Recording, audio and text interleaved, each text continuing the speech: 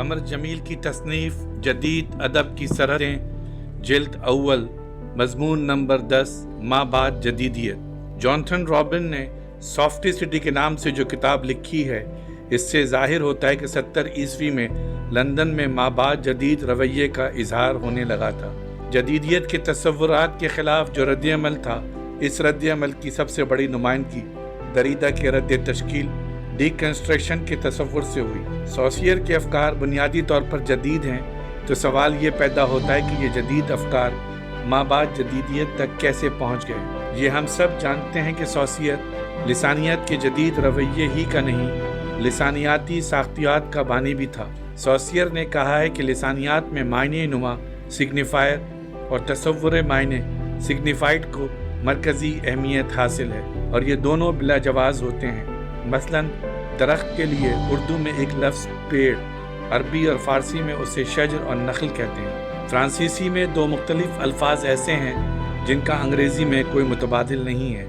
इसी तरह अंग्रेज़ी में रिवर और स्ट्रीम दो ऐसे अल्फाज हैं जो फ्रेंच में नहीं हैं। अंग्रेज़ी का रिवर बड़ा होता है स्ट्रीम से, और फ्रेंच में दरियाओं के लिए दो अल्फाज हैं।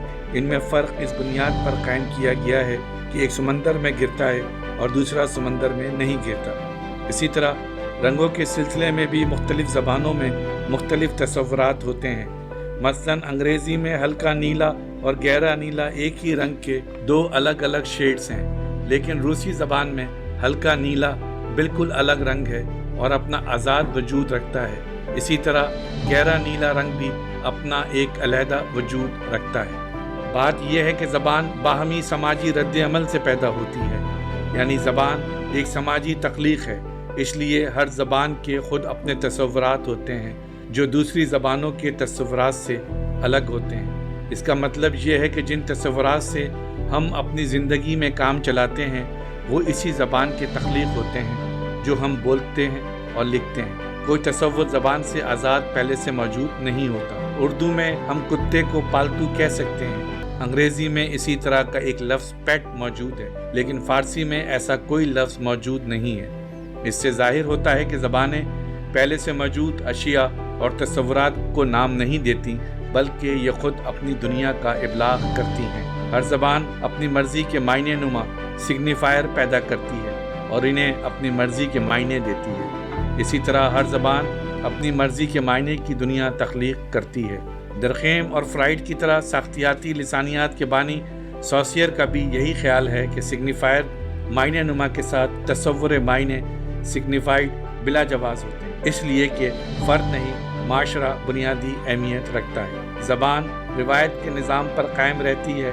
अफराद समाजी निज़ाम को अपने अंदर शऊरी या लाशऊरी तौर पर जज़्ब कर लेते हैं। लिनोनेल ट्रेलिंग ने दुरुस्त कहा है कि दरअसल ये फ्राइड था जिसने हम पर यह वाज़े किया है कि हम कल्चर में डूबे हुए होते हैं। कल्चर हमारे जहन के दूर दराज गोशों में भी मौजूद होता है। हम एक दूसरे की ज़बान इसलिए समझते हैं कि हमने इज्तिमाई मेयारात को अपने अंदर जज़्ब कर रखा होता है। मसलन अगर हम किसी दूसरी ज़बान बोलने वाले शख्स को ये बताना चाहें कि खाकी के क्या मायने होते हैं, तो हमें खाकी और काले का फ़र्क, खाकी और पीले का फ़र्क, इसी तरह खाकी और कत्थई का फ़र्क बताना पड़ेगा। जब कोई शख्स खाकी और दूसरे रंगों में फ़र्क करने लगेगा, तब ही हम ये कह सकते हैं कि वो खाकी रंग को पहचानने लगा है। इसकी वजह यह है कि खाकी का तसव्वुर कोई आज़ाद तसव्वुर नहीं है, बल्कि खाकी रंगों के निज़ाम में से एक रंग है जिसे हम दूसरे रंगों से फ़र्क के बायस पहचानते हैं। दूसरे रंगों से उसका ताल्लुक़ ही उसकी हद बंदी करता है। इससे वही हकीकत ज़ाहिर होती है जो सॉसियर ने बताई थी। Their most precious characteristics is that they are what the others are not. यानी इनमें से हर रंग वो है जो दूसरा नहीं है। किसी निज़ाम में मुख्तलिफ चीज़ों में जो फ़र्क होता है, वही इन चीज़ों की शनाख्त है। इसलिए सॉसियर कहता है There are only differences with no positive terms. सॉसियर ने कहा है कि लिसानियात में इतनी तेज़ी से तरक्की रुनुमा ना होती अगर अहले यूरोप संस्कृत के बारे में दरियाफ्तों से बेखबर होते। अंग्रेज़ों ने जब हिंदुस्तान को अपनी कॉलोनी बना लिया था, तो अंग्रेज़ मुंतज़मीन को हिंदुस्तान की ज़बानें सीखने की ज़रूरत महसूस हुई। चुनांचे जब यूरोप के मौक़िक़ों ने लिसानियात का मुताला किया, तो उन्हें संस्कृत और यूरोप की कदीम ज़बानों यानी लातीनी और यूनानी में बड़ी मुमासलत नज़र आई। اس تقابلی مطالعے کی وجہ سے زبانوں کے باہمی رشتے سمجھ میں آئے۔ سوسیئر لسانی نشانات سائنس کو اپنے نظام فکر میں مرکزی اہمیت دیتا ہے۔ اس کا یہ قول بے حد اہم ثابت ہوا ہے کہ In a language there are only differences without positive terms، یعنی زبانوں میں صرف افتراق ہے، کوئی اثبات نہیں ہے۔ یہیں سے ساختیات کے بعد پس ساختیات کا مرحلہ آ گیا اور رد تشکیل کا تصور کو دریدہ کے پوسٹ اسٹرکچرل نظام میں جگہ مل گئی۔ اس کا مطلب یہ ہے کہ کسی چیز کی شناخت کا دار و مدار کسی نظام میں چیزوں کے باہمی فرق پر ہوتا ہے۔ کلر کے لفظوں میں identity is a wholly a function of differences with a system. مثلاً شطرنج کی بساط پر مختلف مورے مختلف اقدار اور چالوں کے پابند ہوتے ہیں۔ اگر ہم کسی مورے کی جگہ کوئی اور چیز رکھ دیں تو اس کی قدر اور چال کا اندازہ وہی سمجھا جائے گا جو اس مورے کا تھا، کیونکہ موروں کی شناخت قدر اور چال کے باہمی فرق پر قائم ہوتی ہے۔ نشانات سائنس ایک دوسرے سے مختلف اور ممتاز ہونے کی صورت میں اپنی شناخت قائم رکھتے ہیں۔ معنی نما سگنیفائر کسی خود مختار تصور کا مظہر نہیں ہوتا۔ نطق مرکزیت لوگو سینٹرزم زبان کے سلسلے میں یہ سمجھتی ہے کہ آوازیں معنی کی نمائندگی کرتی ہیں اور یہ معنی بولنے والے شخص کے ذہن میں موجود ہوتے ہیں، لیکن حقیقت یہ نہیں ہے، کیونکہ زبان صرف اسما کی فہرست کا نام نہیں ہے۔ اور دوسری بات یہ کہ انسان کے شعور میں جو کچھ موجود ہوتا ہے اسے ہم افتراق کا جال a network of differences کہہ سکتے ہیں۔ جیسا کہ سوسیئر نے کہا تھا کہ ہر نشان سائن کی سب سے نمایاں خصوصیت یہ ہے کہ وہ ہے جو دوسرے نہیں ہیں۔ Every sign is to be what others are not۔ اور تصور معنی سگنیفائڈ میں ان سب متضاد نوعیت کے تصور معنی سگنیفائڈ کے اثرات ٹریسز موجود ہوتے ہیں۔ اس کا مطلب یہ ہے کہ ہمارے شعور میں کوئی آزاد خود مختار سگنیفائڈ موجود نہیں ہوتا۔ مثلاً جب کوئی شخص کسی چیز کو سبز کہتا ہے تو اس کا مطلب ہے کہ یہ چیز نیلی نہیں ہے، سرخ نہیں ہے، پیلی نہیں ہے۔ کلرک کے لفظوں میں The meaning of green is space in an interpersonal network of differences. To give the meaning is not to recover something that was present when I uttered the word, but to fill up the space with other signs. سوسیئر کا بار بار یہ کہنا کہ نشانات کا نظام افتراق differences پر قائم ہے، یہ دراصل نطق کی مرکزیت کے خلاف ہے۔ خود دریدہ نطق مرکزیت کے سخت خلاف ہے، گویا اس طرح سوسیئر کی فکر کا رخ بھی دریدہ ہی کی طرف ہے۔ سوسیئر کی فکر میں لسانی نشانات کے نظام کو مرکزی اہمیت حاصل ہے۔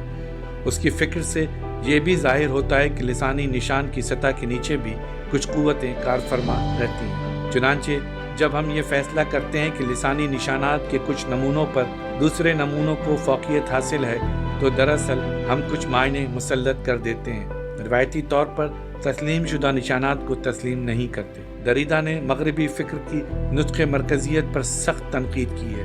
اس نطق مرکزیت میں خیال، سچائی، عقل، منطق، لفظ اور لوگوز کو بنیاد بنایا گیا ہے، جو نشانات سائنس اور مظاہر کا محتاج نہیں ہے۔ اس نطق مرکزیت کی بنیاد دراصل صوت مرکزیت فنوسینٹرزم پر رکھی گئی اور یہ تحریر کو گفتگو یا کلام یا سخن کا ایک مصنوعی نمائندہ قرار دیا گیا اور زبان کا تصور گفتگو یا کلام یا سخن کے تصور کے مطابق کیا گیا، گویا زبان کا ماڈل گفتگو کو قرار دیا گیا۔ تحریر کو طفیلی یا فالتو مشق اور ماخوذ سمجھنے سے زبان کے عمل کے طریقوں اور اس کے مختلف پہلوؤں کو سمجھنے میں دقت پیدا ہو جاتی ہے۔ تحریر میں ایک غیر شخصی رویہ، امپرسنالٹی، بودھ، ڈسٹنس اور تعبیر کی ضرورت پیدا ہو جاتی ہے۔ دریدہ سوسیئر کی لسانیات کے مطالعے کے دوران ایسے اصولوں کا ذکر بھی کرتا ہے جو سوسیئر کے اصولوں کے خلاف پڑھتے ہیں۔ دریدہ بتاتا ہے کہ سوسیئر نے عمومی لسانیات کے نصاب پر مبنی لیکچرز میں تحریر کو سخن یا گفتگو کی ایک مسخ شدہ شکل بتایا ہے۔ دریدہ آف گرامیٹولوجی میں گفتگو اور تحریر کی روایتی درجہ بندی کو رد کر دیتا ہے۔ سوسیئر نے بولے ہوئے لفظ ہی کو اصل حقیقت بتایا تھا، لیکن دریدہ آواز کو لسانی نظام سے نکال دیتا ہے اور لسانی اکائیوں کی ہستیوں پر زور دیتا ہے۔ اس طرح تحریر ہی لسانی تحقیقات کا اصل مرکز بن جاتی ہے اور گفتار کی حیثیت سے تحریر کی ایک ہیئت بن کر رہ جاتی ہے۔ اس طرح تحریر ہی اصل گفتگو بن جاتی ہے۔ سوسیئر نے زبان کی اصل بنیاد گفتگو کو بتایا تھا، تحریر کو نہیں۔ دریدہ اس خیال کو رد کر کے تحریر کو اصل اہمیت دیتا ہے۔ اب لوگوں میں حتمی تصورات پر بے اعتمادی پیدا ہو رہی ہے، عقل اور روشن خیالی کے خلاف رد عمل ہو رہا ہے۔ وہ روشن خیالی جس میں ٹیکنالوجی، سائنس اور عقل کی قوتوں کا ظہور ہوا تھا، اب غیر معتبر ہوتی جا رہی ہے۔ 70 سے احساس کی ساخت میں تبدیلی نمایاں ہو رہی ہے۔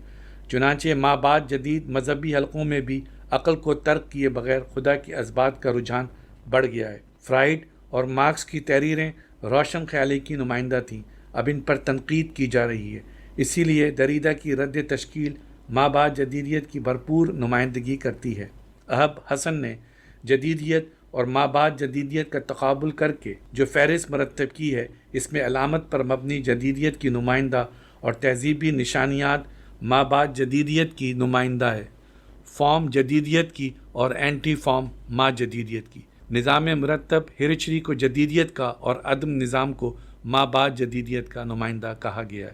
استعارے کو جدیدیت کا اور مجاز مرسل میٹونیمی کو ماں بعد جدیدیت کا، فلسفے کو جدیدیت کا اور طنز کو ماں بعد جدیدیت کا، ماورائیت کو جدیدیت کا اور سریان ایمینینس کو ماں بعد جدیدیت کا، خاکہ ڈیزائن کو جدیدیت کا اور کھیل کو ماں بعد جدیدیت کا نمائندہ کہا گیا۔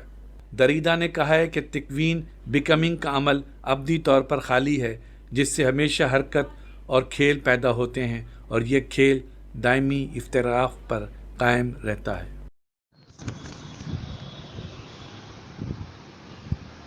ہمارے چینل کو سبسکرائب نہیں کیا تو سبسکرائب کریں اور بیل آئیکن کو لازمی دبائیں تاکہ ہماری نئی ویڈیو آپ تک پہنچ سکے۔